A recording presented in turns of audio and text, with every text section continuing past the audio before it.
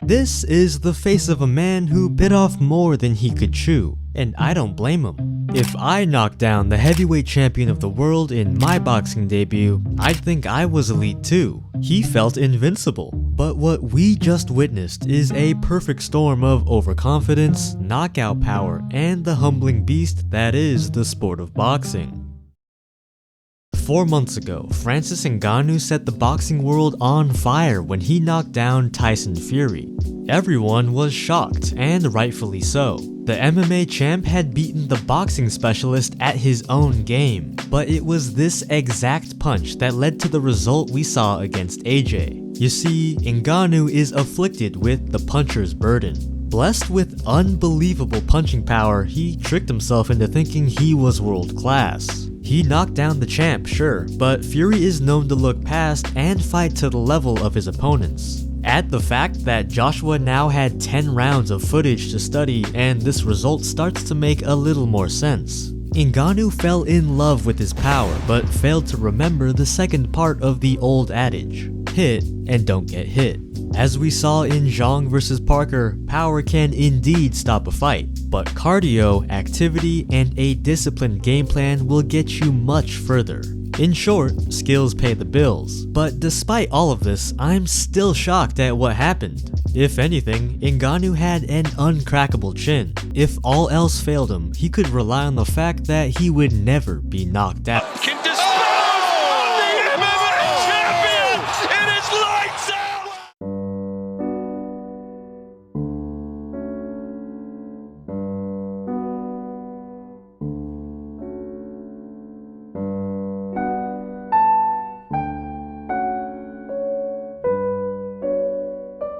Ngannou has fought elite boxers, champion kickboxers, and world-class strikers, but Joshua is the one that finally put him down. The Fury knockdown might just be the worst thing to happen to Ngannou's career. He rode the momentum off that one punch to a fight against Joshua. All week, Ngannou was deservedly a little brash, calling out everyone and still celebrating his last fight, whereas AJ was stoic, cold, and even a little distant. Now it's evident to me that Joshua was just locked in. From the first press conference to the opening bell, he was there to do one thing: save heavyweight boxing. This wasn't the AJ of old. This was a battle-tested, seasoned veteran.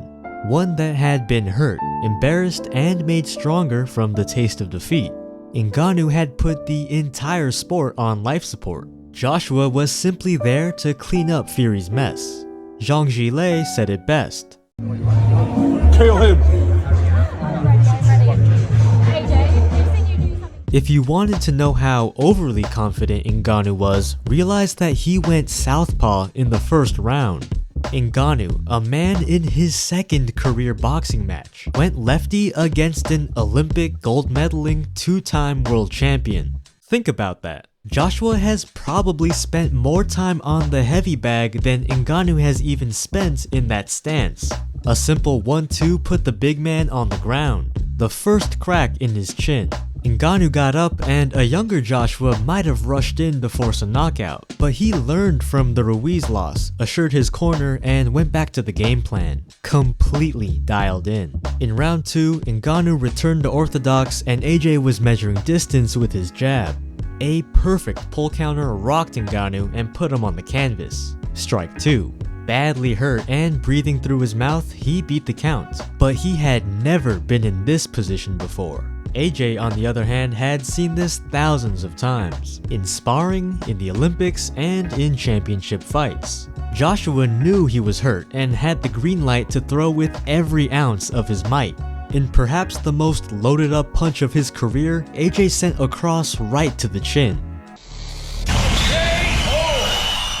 And this is what's most interesting to me. Where he might have gone ballistic before, this time Joshua sauntered over to his corner and calmly fist-bumped Coach Ben Davison. This wasn't a shock to them. They'd been studying, game planning, and drilling for months. Joshua reminded the world that there's more to boxing than a puncher's chance. A win like this was just business as usual. Ngannou is now $20 million richer, and Joshua is ready to become a 3-time champ. This is every 2-time heavyweight world champion: Mike Tyson, George Foreman, and other elite big men. Those who conquered the world, lost, and built themselves back up. Anthony Joshua and Tyson Fury are the most recent members of this elite club. But depending how these next few years go, we may see some new additions to the more exclusive 3-time champions club, joining the likes of Muhammad Ali, Lennox Lewis, and Vitaly Klitschko. Joshua has his eyes set on the winner of Tyson Fury versus Alexander Usyk. If Fury wins, an all-British undisputed brawl at Wembley simply can't be beat. If Usyk triumphs, the trilogy fight might seem less appealing since the first 2 were blowouts. But that was 2 years and 4 fights ago. Since then, Joshua has switched trainers, stayed active, and even gotten better. Better defense, smarter offense, and heaps of experience. And he seems to have found the perfect coach in Ben Davison.